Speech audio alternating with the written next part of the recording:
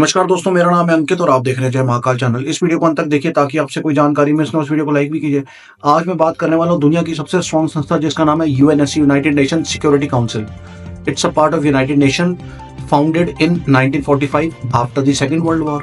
अब बेसिकली इसका काम क्या है? इसका काम है दुनिया में लड़ाई हो रही है, कहीं भी संकट है, उन मसलों को सॉर्ट आउट करना, दुनिया में शांति को स्थापित करना। यूनाइटेड नेशन सिक्योरिटी काउंसिल में टोटल 5 परमानेंट मेंबर्स हैं जिनके पास पावर्स है। रशिया, चाइना, अमेरिका, ब्रिटेन और फ्रांस, और 10 टेम्परेरी मेंबर्स हैं। उस टाइम के हिसाब से जब 50 कंट्रीज थी तो यही 5 पावरफुल कंट्रीज थी, लेकिन आज की डेट में जमाना बदल गया है। 193 कंट्रीज हैं और यूनाइटेड नेशन सिक्योरिटी काउंसिल है ना, वो हर प्लेटफॉर्म पे फेल हो रहा है। सारी कंट्रीज को वो साथ लेके नहीं चल पा रहा और ना ही सारी कंट्रीज को जस्टिस मिल रहा है। आज की डेट में भारत समेत दुनिया ये कह रही है यूएनएससी के ढांचे को चेंज करना चाहिए, इसके अंदर रिफॉर्म्स होने चाहिए, वही 5 वीटो पावर्स नहीं चलनी चाहिए।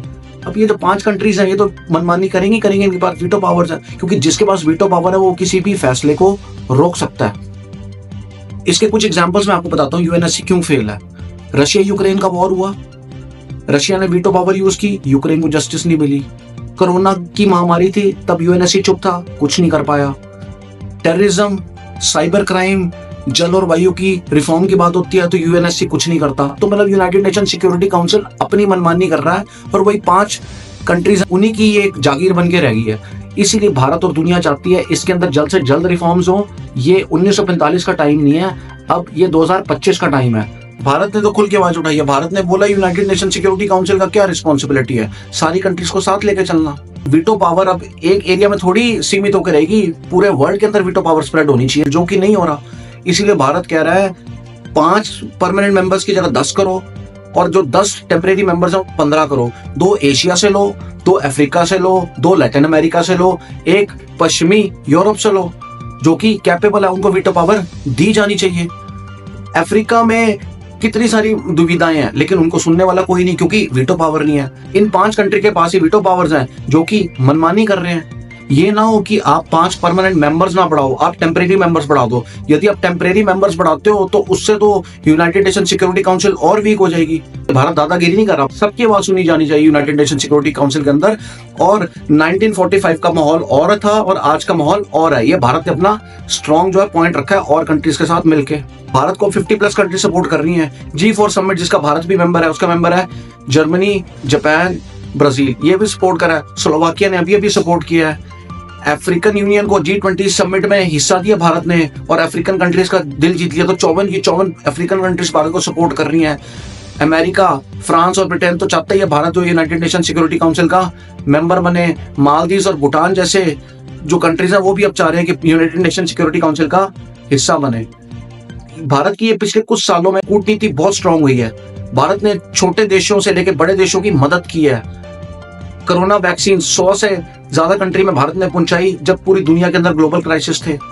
जहां कहीं भी आपदा आती है तो भारत बड़ा भाई बन के खड़ा होता है और एड पहुंचाता है, चाहे पूरे वर्ल्ड में कहीं भी आए। तो ये कूटनीति है जो भारत को बहुत मदद कर रहा है। लेकिन कहते हैं ना, कुछ कंट्रीज हैं जो रोड़ा बन के खड़ी हुई हैं। उनमें से है coffee club, United for consensus group. इसके जो मेंबर्स हैं वो है इटली, पाकिस्तान, मैक्सिको और मिस्र। ये चाहते हैं कि 9 टेम्परेरी मेंबर्स है ना, उनकी कैटेगरीज बने, लेकिन और मेंबर्स ना बड़े वीटो पावर के लिए, क्योंकि जेलस है।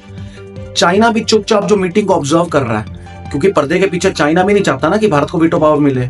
चाइना तो शुरू से ही विरोध करता है भारत का, और चाइना को हमेशा ही रहता है यार भारत अगर कहीं खड़ा हो गया, कहीं मेरी दुकानदारी बंद ना हो जाए। क्योंकि अभी इंटरनेशनल फोरम पे भारत ने ग्लोबल साउथ को प्रमोट किया है, जिसने सीधा सीधा चाइना के 1 बेल्ट 1 रोड को चैलेंज किया है। भारत ने कहा हम इस बात के ऊपर चुप नहीं बैठेंगे, ना ही हमें किसी का डर है, हम सबको मुंह तोड़ जवाब देंगे। और भारत ने क्या के चुप करवा दिया। 2015 के अंदर यूनाइटेड नेशन सिक्योरिटी काउंसिल के अंदर अब वोटिंग हुई थी परमानेंट मेंबर्स बढ़वाने की भी और टेम्परेरी मेंबर्स बढ़वाने की भी। अब दोबारा वोटिंग होनी है। 193 कंट्रीज में से 2/3 ऑफ द कंट्रीज का वोट चाहिए, यानी कि 129 कंट्रीज का वोट चाहिए भारत को, अगर उसको यूनाइटेड नेशन सिक्योरिटी काउंसिल का मेंबर बनना है। इसीलिए भारत हर छोटी बड़ी कंट्री के साथ अपने रिलेशंस अच्छे कर रहा है, अपने टाई-अप्स अच्छे कर रहा है, सबको सपोर्ट कर रहा है, किसी के साथ पर्यावरण पे काम कर रहा है, किसी को वेपन सप्लाई कर रहा है, किसी को एड दे रहा है, ताकि यूएनएससी का भारत मेंबर बन पाए। और बड़े हाई चांसेस है, क्योंकि भारत ने बड़ी सारी कंट्रीज जो है वो अट्रैक्ट करनी है अपनी तरफ और मतलब more than 2/3 of the countries Bharat के सपोर्ट में इस टाइम खड़ी हो गई हैं। भारत ने यूएनएससी को साफ साफ कह दिया है आप इसके अंदर रिफॉर्म्स ले आओ, क्योंकि दुनिया के अंदर जस्टिस हो नहीं रही ठीक से, और यूनाइटेड नेशन सिक्योरिटी काउंसिल में एक तरफा ही मनमानी चल रही है, बाकी जो कंट्रीज है वो इग्नोर हो रही हैं। अगर आपने अंदर रिफॉर्म्स नहीं लेके आए तो जो दुनिया है और समेत मेरे हम कोई और रास्ता भी निकालना जानते हैं, और आप जल्द से जल्द यूनाइटेड नेशन सिक्योरिटी काउंसिल में रिफॉर्म कर दो, ये ना हो फिर हम कोई और रास्ता निकाल लें फिर आपको परेशानी हो जाए। तो बाकी दोस्तों, भारत ने अपनी स्ट्रॉन्ग आवाज रखी है इस time United nation security council के अंदर। बाकी आपका कहना है इस वीडियो के बारे में मुझे कमेंट सेक्शन में लिख के बताइए, और यदि आपको भारतीय होने पर गर्व है तो कमेंट सेक्शन में जय हिंद लिखे, जय हिंद, वंदे मातरम, भारत माता की जय।